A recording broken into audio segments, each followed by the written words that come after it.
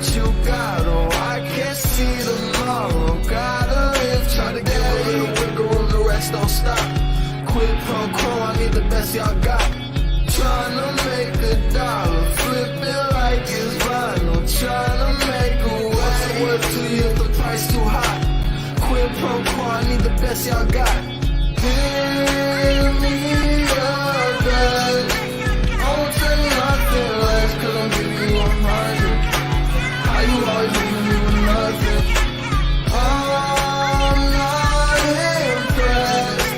It's gonna take more than this, cause I'm giving you 100. And I don't even know if I can trust you for nothing.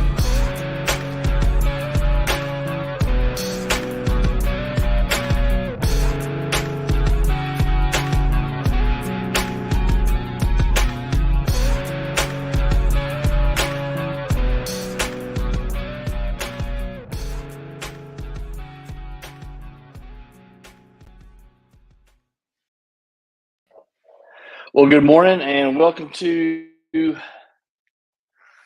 Tuesday, I guess. Welcome to Tuesday, January the 10th. Y'all, welcome in. Come on in and bring your cups of coffee. Bring yourself here, and let's enjoy a little bit of morning time together. Nobody's here yet, so hopefully you guys will be there. Unfortunately for our company, fortunately and unfortunately for our company, I suppose. Most everyone in our company are Georgia Bulldog fans, so I would venture a guess there's going to be quite the hangover for some of y'all. For those of you on 75 hard, there should be no hangover whatsoever. But good morning, and my name is Aaron Dwyer, and I'm one of the broker owners of Exit Realty Lake Country, and we have offices in Georgia and in Nashville, Tennessee, or just outside of Nashville, Tennessee. So if you're watching this later and you are not getting up with us currently, and you watch us on YouTube or one of the other platforms, thanks for taking a look at this and listen to this. But if you're here this morning with us and you're up, and the drill is that you let me know that you're here. So you say good morning, and we just get rolling, man. We're gonna talk about the game last night. Although I didn't see a single, I take that back. Probably saw 3 snaps. Didn't see many snaps. I think it's a great lesson in last night's game, and I wanted to talk about that this morning. So we'll let everything catch up and let everybody get on here and start rolling and getting on the screen and jumping on the platform with us, and we will get rolling. Dogs eat frogs, Michelle. They certainly, dogs ate frogs, without a doubt. There ain't no doubt. I was I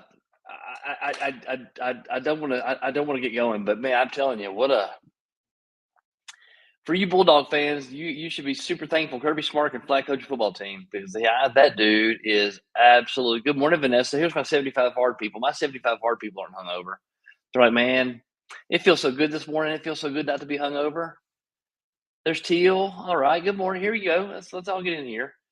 Day 10 for us 75 harders. We're doing the 75 hard. Y'all listen to that podcast you sent the other day, Michelle. I finally listened to it yesterday, and Andy had an interesting take that it's called the 75 hard challenge, but he was pretty adamant in the fact that it's not a challenge at all. That it's a doorway. That it's a shift. That it's creating new mindsets within your being. And Vanessa said, "Heck yeah, I'm not hungover. It feels great." So, y'all, welcome to day 10. 75 harders, welcome to day 10. I am super proud of all of us that are in here. I think Jenny Martin got a little later start. Vanessa, you got a little later start than us, but for the majority of the group, we're all on day 10, and that is super, super cool. So, good morning, y'all. Share with your friends. I mean, apparently we've got a lot of people that are hungover, a lot of people that aren't here yet. So I do want to get rolling though, because this is, as you can see, I'm in Tennessee from the background. And to be honest with you, man, 4:00 this morning was super hard to get I didn't get out of bed. It took me 19 minutes to get out of bed. So y'all know in Tennessee that I get up at 4:00. I get up at 4 a.m. and it is not easy to get up at 4 a.m. It is not for the faint of heart to get up at 4 a.m. And so I got up at 4 a.m. The alarm I take that back. The alarm went off at 4 and I hit it 3 times. So full disclosure, I didn't get out of bed until 4:19. So I was a little soft this morning and did not get out of bed for 19 minutes, but I am here. and ready to roll. And I do want to talk about this game. Good morning, Carrie Leland. It's funny, everybody that's up this morning. Taylor, you're not hungover, are you? Good morning, go dogs. There's one right there. Who's that? Heather B. Yeah. Good morning, go dogs. Dogs eat the frogs. I'm gonna tell you what, man. I saw Christy put something on one of our family pages last night, and one of our 8 jillion group text messages that we have. But that was the most boring college football championship game that's ever been played. So I suppose that maybe if they played Michigan again, or maybe they played Ohio State again. I don't know, but that game against Ohio State, either was Ohio State was better than they thought. She said, "I love y'all, but I don't watch football." It's okay, Teal. It makes you feel any better. I only watched like 4 snaps on my phone last night, so it wasn't like I was glued to it. But again, neither TCU nor. Oh, by the way, Georgia, if y'all are in Greensboro today, y'all might want to stop by Ben Wyndham's office and get him a box of maybe a flower, a potted plant, maybe some funeral lilies or something like that. Because I don't know if y'all know this, but Ben Wyndham is a big TCU guy and took his son down there to watch that death. Good morning, Cynthia Porter. Where you been? To watch that death by football. So y'all may want to stop by Ben's office and take him a coffee and just say, "Hey Ben, thinking about you and wish y'all the best. You and your family the best. Hopefully your son's not completely scarred and hates TCU for the rest of his life." So that happens sometimes. That happened to me in Vanderbilt. That I When I finally realized that Vanderbilt's never going to win anything, I had to choose another team and broke my dad's heart. So I'm not sure it really broke my dad's heart, but so Heather B, if you're in Greensboro today, stop by and give Ben our condolences. But I do want to talk about this last night. I think there's some stuff. Yeah, I saw on on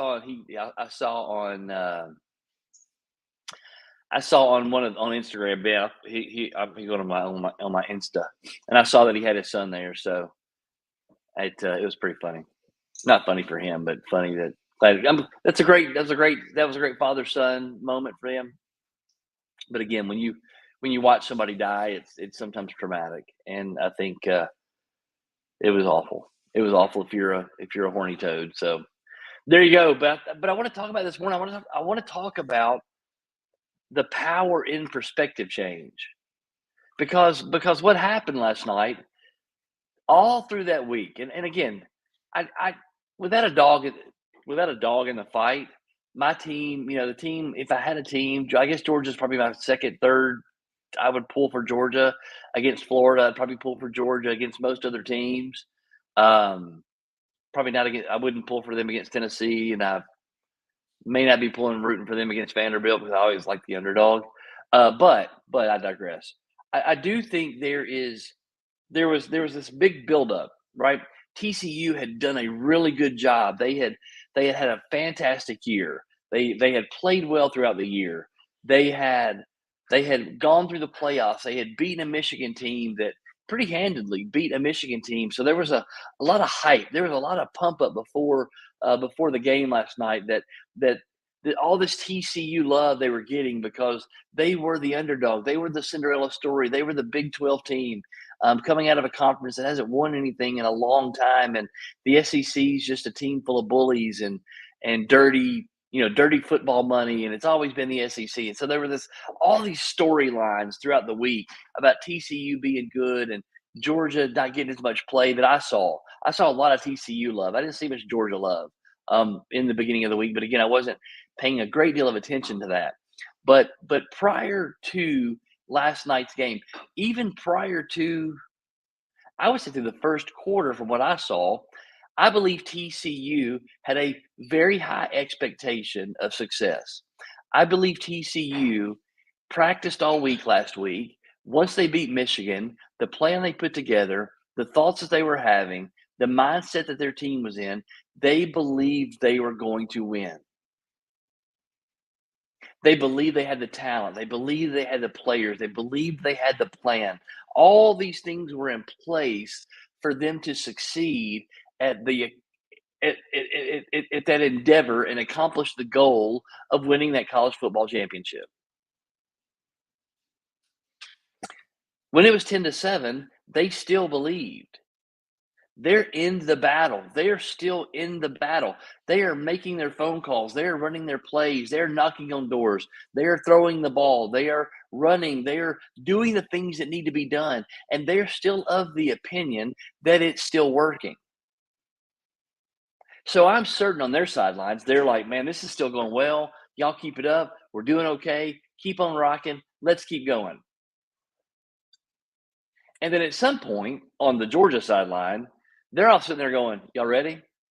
Because that's what it felt like. It felt like, y'all ready to go?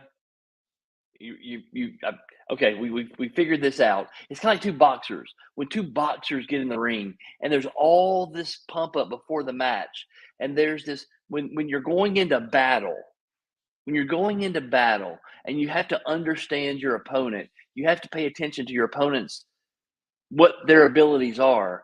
In the beginning of a boxing match, boxers will fill each other out.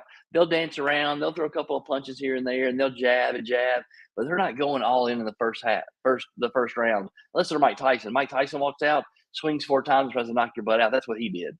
I mean, his fights were lasting like 25 seconds because he was like, man, I'm not even worried about getting tired. I'm just going to knock this fool out so I can get my money and I can go home. Good morning, Shay. How are you? And that's what how Mike Tyson fought, but Mike Tyson was a fighter more than a boxer. Boxers will feel their opponent out. I think there was a lot of that last night.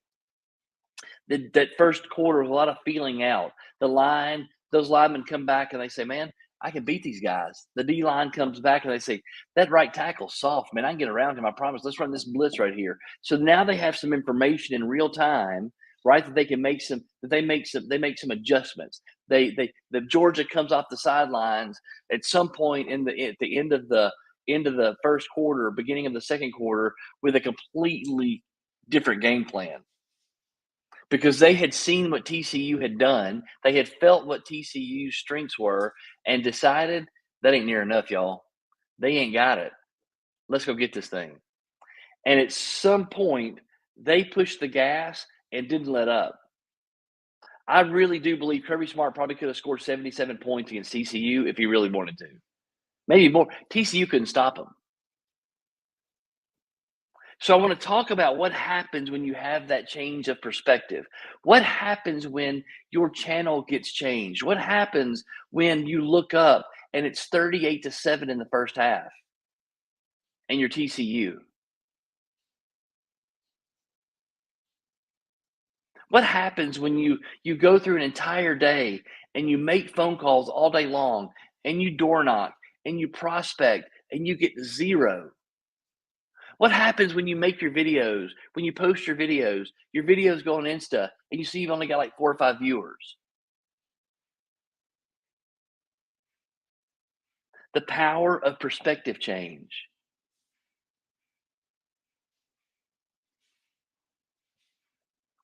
Because here's my contention. My contention is TCU will be a better football program after getting their doors blown off by Georgia next year than they were this year. Because what TCU understood is that to be at that level in a championship game, they've got to elevate what they do. They now have a different perspective on what it takes to win a national championship. Up until that point, all they had was theory.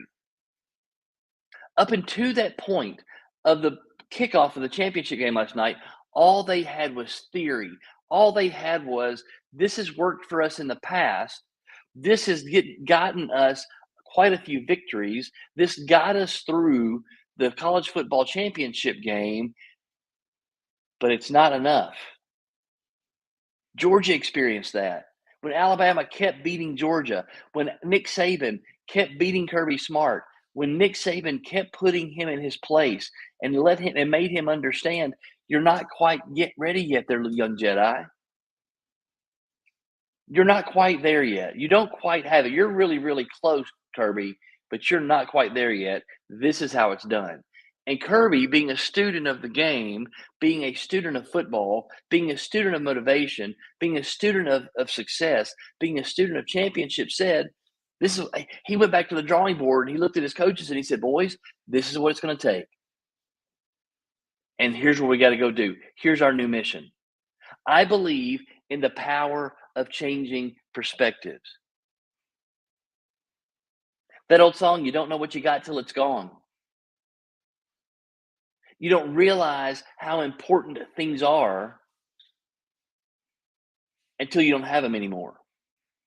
You don't realize what you need to do, what you need to enhance, what you need to improve until you're in the fight, until you're in the battle, until you have a conversation with the for sale by owner. And that for sale by owner guy hangs up on you, calls you a dumbass, and sorry, Violet, oops, sorry, calls you a dumb butt, or hangs up on you, or tells you you're just another idiot realtor I don't want to deal with. Until you have that conversation with a for sale by owner, you don't realize how you need to elevate your game. You don't realize that you need to change your approach. You don't realize that you need to ask different questions until you reach a certain point in your business, in your relationship, in your personal life. You don't realize what changes need to be made to become excellent. Because so many of us go through our lives in this hypnosis of mediocrity. We go through our lives in these habitual behavior patterns that just make us like everybody else, that make us average like everybody else. Nobody strives for excellence. Nobody strives for being the best. There are very few. There are very few people who will not accept, who have a stance against accepting anything but the best for their lives. Most of us will accept not the best. Most of us will accept not the greatest because we have been made to believe that we have to accept not so good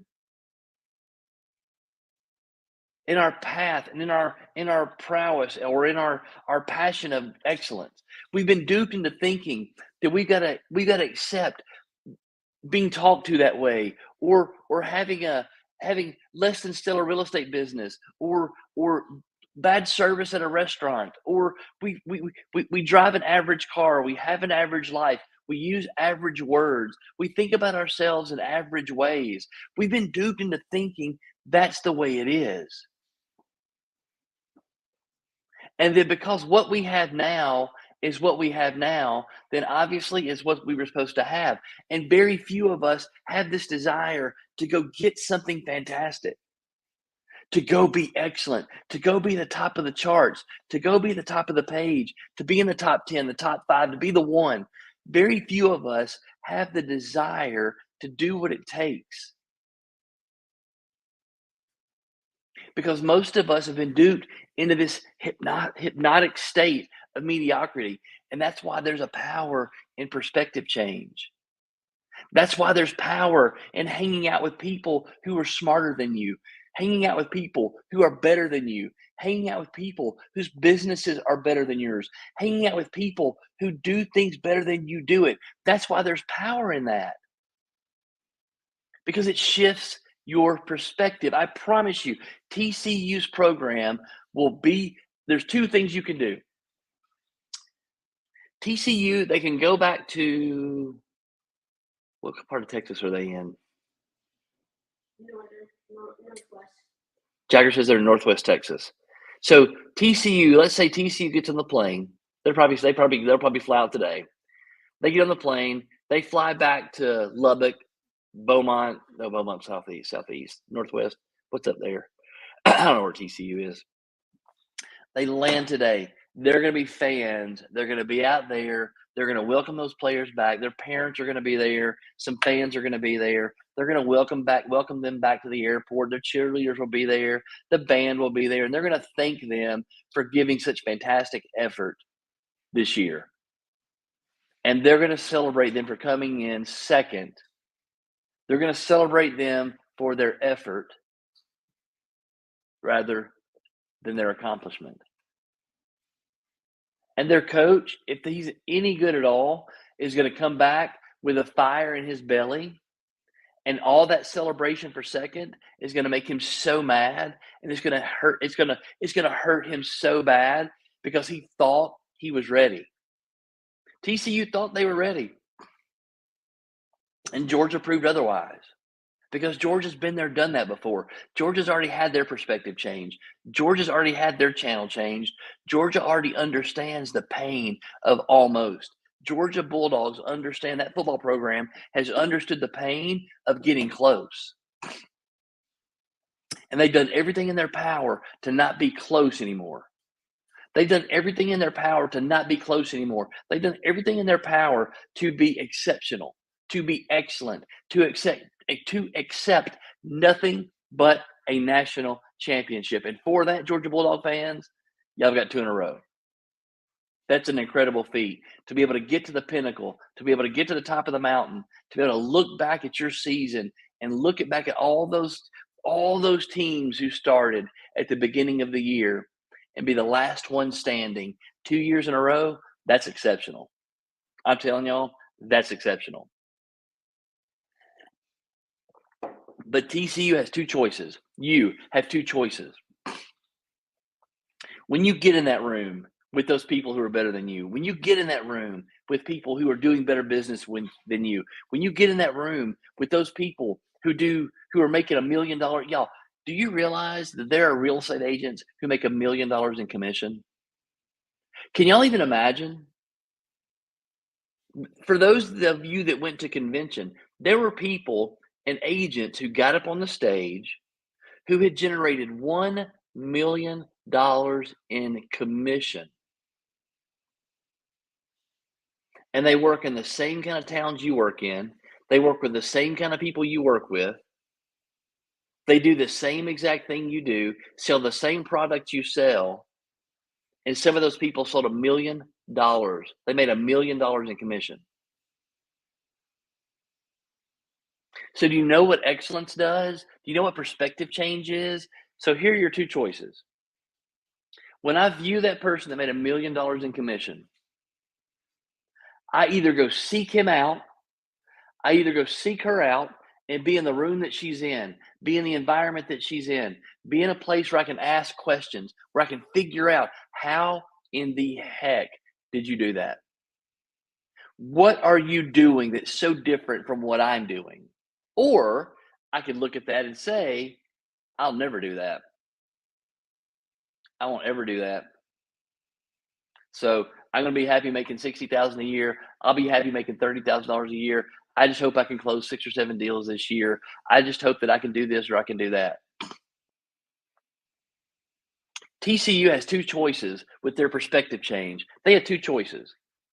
That coach can get back with a fire in his belly and say, from this day forward, from January the 10th forward, boys, take a break. Give you a day off.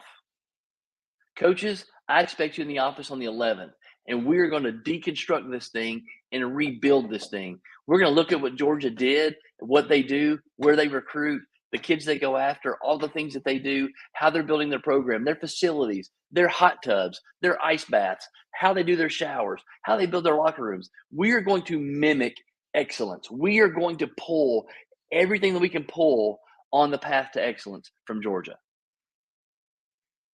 Or he could get back. He could walk through that crowd of the band. He could see all the people singing their praises, all the people giving them accolades, and he can be super happy with almost getting there. He could be super happy with getting super close to the end. You know what, guys? I used to be a high school football coach. So the fact that I played and I coached a team in the college football championship, I mean, I was literally in the college football championship game. And a mere 5 years ago, I was coaching in East Texas. And now look at us. I think we've done a really good job. I'm really happy winning the Big 12 West. It was super neat to win the Big 12 again. Let's just keep doing what we're doing. We got good momentum. Got 2 choices. When you get your channel changed, when you get your perspective changed, you have 2 choices. If you're in a place where you have a desire to be excellent, then you got to go find excellent people to hang out with. When you have a desire to be at the top of the charts, you got to find somebody at the top of the charts because you need to be around them and feel what it is they do.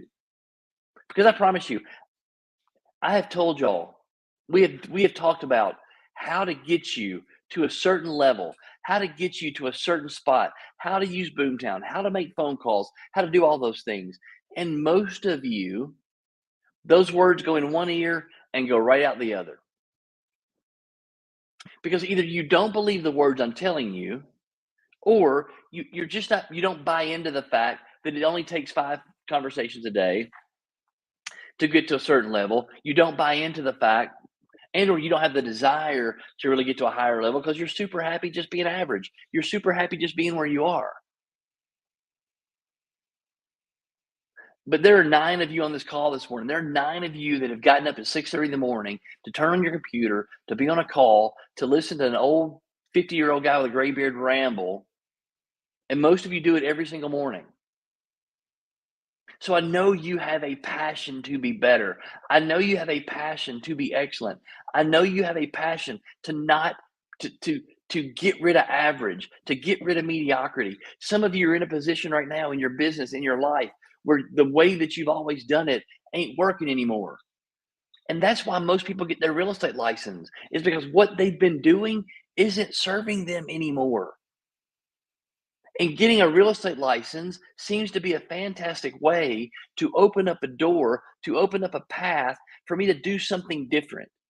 Either regain some freedom, make more money, have time with my kids, but the real estate license gets me out of the grind.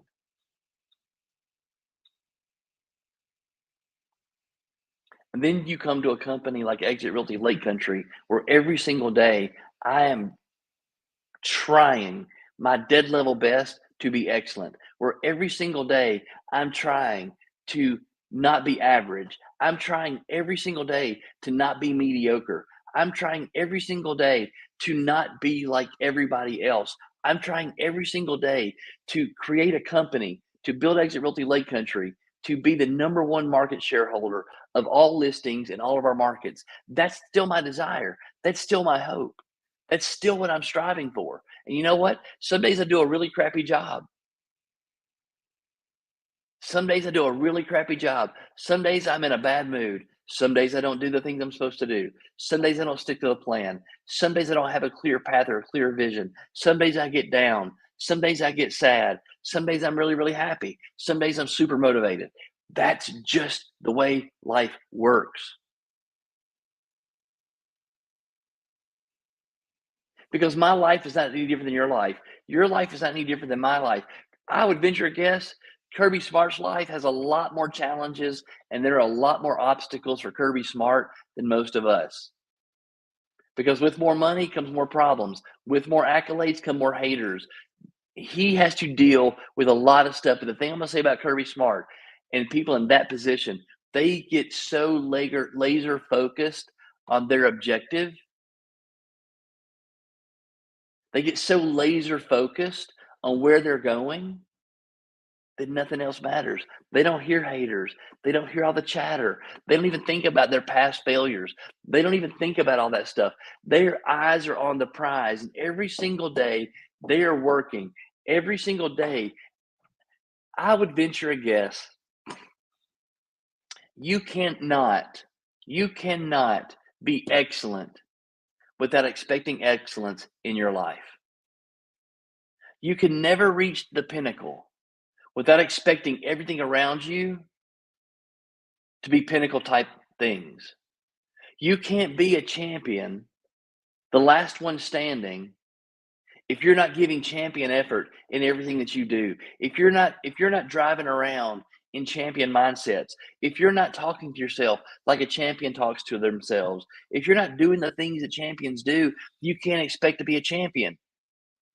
That's why perspective change is so fantastic, because you realize when the guy walks across the stage making $1 million in commission that you're not doing enough.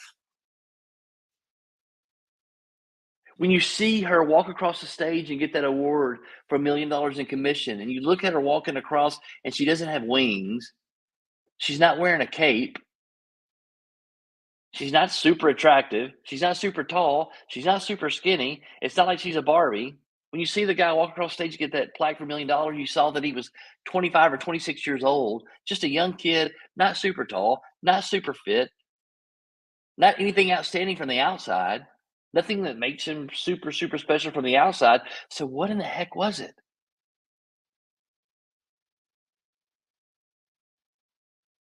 Perspective change. If you're a turkey in the room with eagles, then all you want to do is be an eagle. But when you're an eagle in a room full of turkeys, being a turkey seems okay. TCU will be a better football program because they got that absolute snot knocked out of them last night.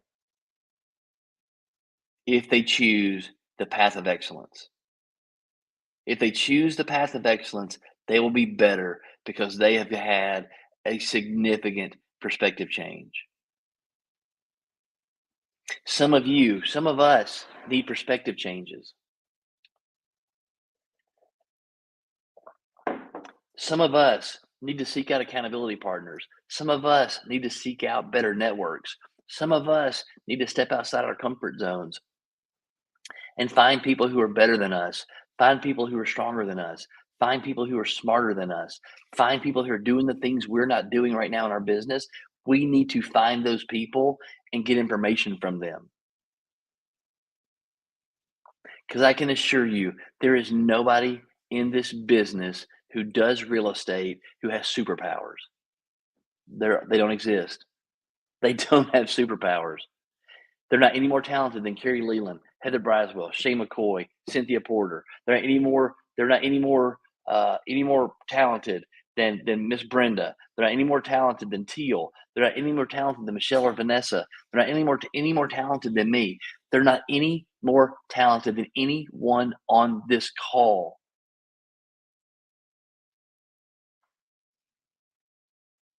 They just decided what their objective was and they went after it. Guess what? It's not going to work every time. The best laid plans of mice and men. Sometimes it doesn't work. Sometimes it doesn't happen. Sometimes you go to a listing appointment and you thought you did your dead level best, and somebody else comes in right after you and gets the listing because their listing appointment was better, because their listing presentation was better, because their connection with the client was better, because whatever was better. And the client decided, that's my person, not you. Happens.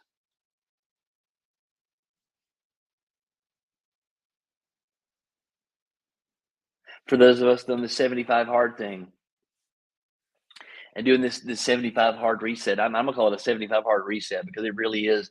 I was thinking about it when I was listening to that podcast yesterday. This really is a reset in my mindset.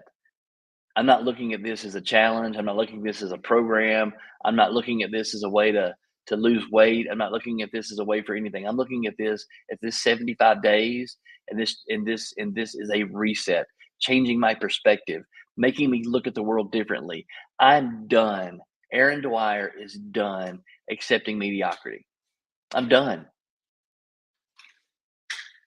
I think it goes right along with what Christy's been saying for the last couple of days. You know, she's been in this spirit of pruning. She's been in this spirit of retraction. She's been in this spirit of stabilization. She's been in this spirit of just a different. She's just in a different thing right now, and and I believe that's okay. I believe when you get to a place where all you do is accept excellence, and excellence is all you're going to go for, then everything else falls to the side. And sometimes you got to prune the branches that aren't serving you. TCU is going to go back and they're going to get rid of some things that aren't serving them. They may change the thread count in the towels. They may say the towels were too soft. They may change the carpet in the locker room. They may change the lighting in their training facility. They may go back and say Georgia's got a $75 million indoor training facility. Our training facility is half that size. We need to expand this. You don't know what they're going to do, but they're going to go back with a different perspective.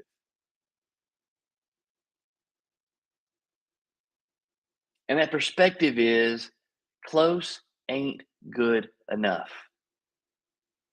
And if I'm the TCU's coach, that's my motto. I remember my high school football coach, man, that guy hated to lose. I mean, he hated to lose. And there were days where I could not stand that guy. I mean, he absolutely demanded unbridled excellence. Excellence in everything you did.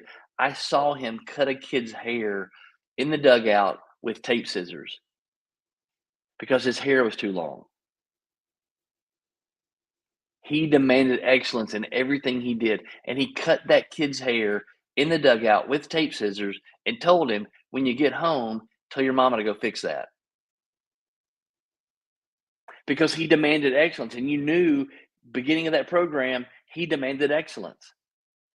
I'll never forget his preseason speeches were so scary and so intimidating because all he expected was excellence. And here's what that program did from 1972 through 1990, won the district championship every single year. Every single 18 years, every year. Won the regional championship out of those 18 years, won the regional championship out of those 18 years 15 times out of the 18 years. 3 state championships, 2 state runner-ups. Demanded excellence in everything we did. Made us rake the fields ourselves with our hands. We didn't have a drag. Take that back. We did have a drag. We had to pull the drag with our hands. We didn't have a tractor or a gator. We had to run it around and pull it ourselves. And we raked the baselines and we manicured the grass and we took care of the dugout. We made sure the nets were all good. That was our job as players because he demanded excellence in everything he did. And while I couldn't stand it in the beginning, he's probably next to my dad, the most influential man in my life.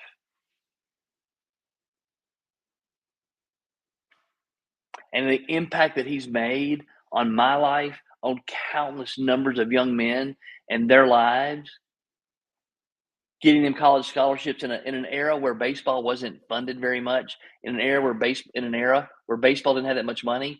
I think there were only, of all the kids that went through his program from 1972 through and I graduated in 90, through 1990, there were 2 kids that did not get a baseball scholarship in college. 2. Demanding excellence. What will you demand excellence for? What standards will you set for yourself in your business? We are still 10 days into this year. You have 355 more days in this year. Will you demand excellence from yourself? What's it going to take for your perspective to shift and for you to look up and wake up every single day and look at yourself in the mirror and say, I'm not accepting anything but the best. I'm not accepting anything but excellence. And for me to accept anything but excellence is a reflection on my mediocrity. For me to accept anything less than the best is a reflection on my not being the best version of me. Because that's what it is.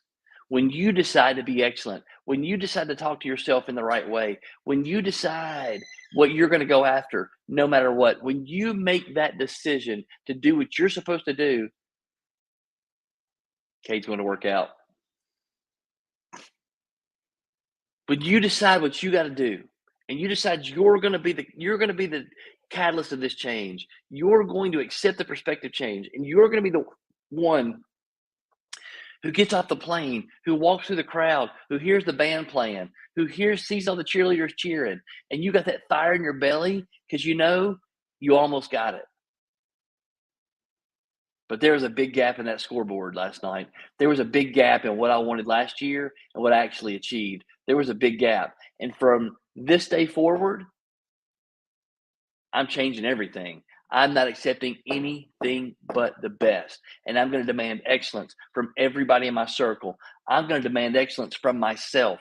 I'm going to stop treating myself bad. I'm going to stop talking to myself bad. Y'all,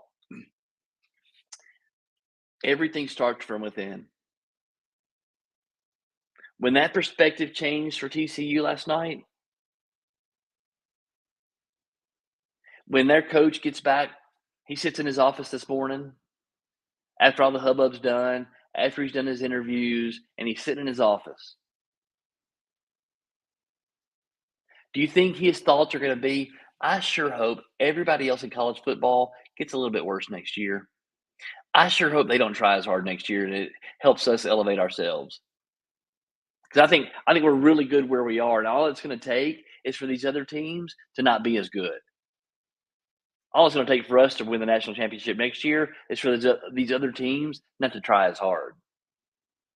And if they'll just back it down just a little bit and not be quite as good as they were this year, we have a really good shot at winning it. Do you think he's going to do that? Do you think he's going to worry about the external circumstances, the external things out here that are going on, all these external things that are happening? Or do you think he's going to look at his plan? He's going to sit and evaluate what they did last year. Where do we make mistakes? Where could we have been better? What can we do in the future? How can we inside get better?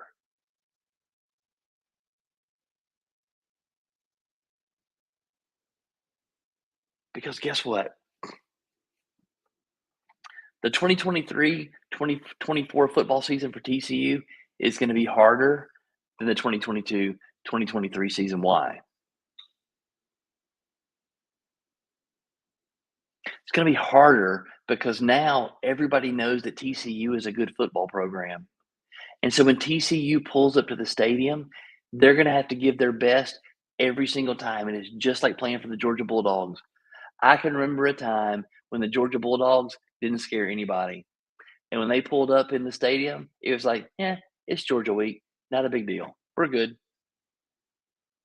It'll be a tough game, but I ain't sweating it. Now, after two national championships, the 2023-2024 season, every team that has Georgia on their schedule is circling that date because they want to take down the big dog. The higher you get, the more you elevate, the more people are going to take shots at you. And that's just the way it is. I'm telling you, I predicted this 2 years ago, 3 years ago, when Christy and I got together, and I said, the bigger we get and the better we get and the higher we go, the more people are going to take shots at us. In the words, while she was like, yeah, I get it, man, you're probably right. Talking about it and it actually happening are two different things.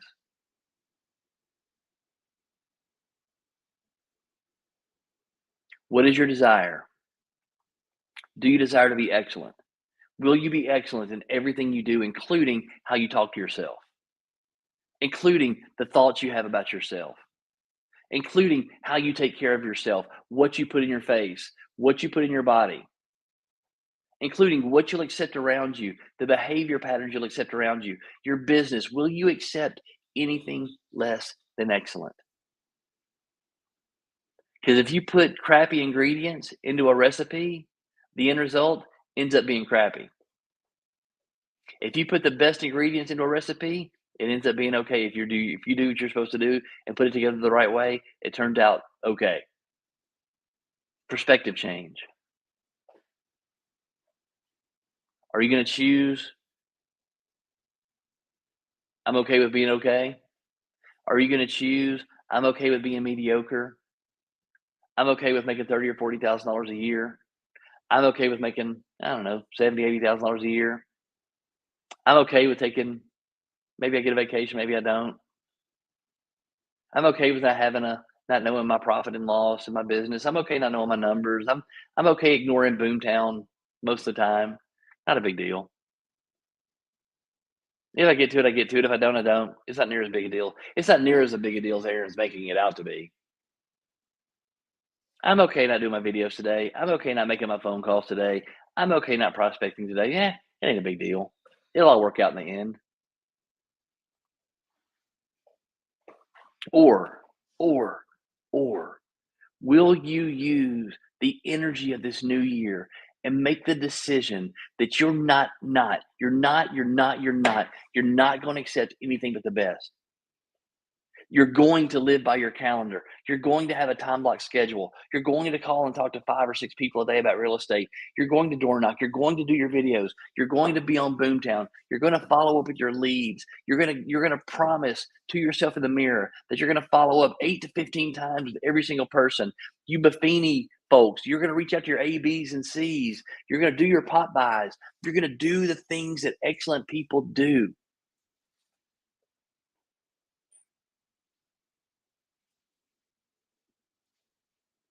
Change in perspective is good. Sometimes experiencing hurt and experiencing things that cause us pain, it's not all bad because it changes our perspective. It changes what we accept. It changes the way we look at the world. It changes what we do and how we do it.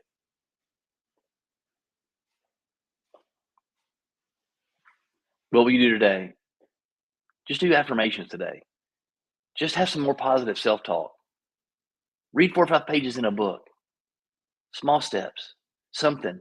Do something in the direction of excellence because excellence is where your dream lies.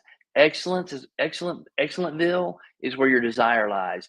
Excellentville is how you get to that next level, how you get to Bora Bora, how you get to take the vacation to Turks and Caicos. Excellence is how you make $500,000 a year in commission. Excellence is how your relationships are stellar. Excellence is how those things work. That's where all that lives. So, what step will you take today in the direction of your desire? What step will you take today in the direction of Excellentville? Get off this call, hang up this call, and decide there's one thing I'm going to do today that's in the direction of excellence. I'm doing one thing today in the direction of excellence, and go do it with your full passion. But I got to go. We got to go. We got to go to White House. I love you. I want nothing but the absolute best for every one of you. Good gosh, I want nothing more than every one of you to be reaching the absolute pinnacle of this industry, the pinnacle of your ability, the pinnacle of the income you want to reach. I want every one of you to be at that spot. I want you to walk that 100 feet into the fog and see the next 100 feet. I want you to be at that pinnacle because once you get to that pinnacle, what you're going to do is you're going to look around and go, ain't a bad view from here, but there's more that I can do. Accept nothing but the best in everything you do today. Stop being mediocre. And that just means don't go to McDonald's today. Don't go to McDonald's. Don't do what you always do. Do something. Cut something out. Do something better. All right? Do something better. Love y'all. Love y'all. Mean it. I'm going to White House. I got to get my kiddo to school. Thank y'all. Thanks, Millie. Love y'all so much. Hopefully we'll see you in a couple of weeks. Okay. Or not a couple of weeks. See you next week. But be good, be great, be you. Love you guys. Take care. Bye.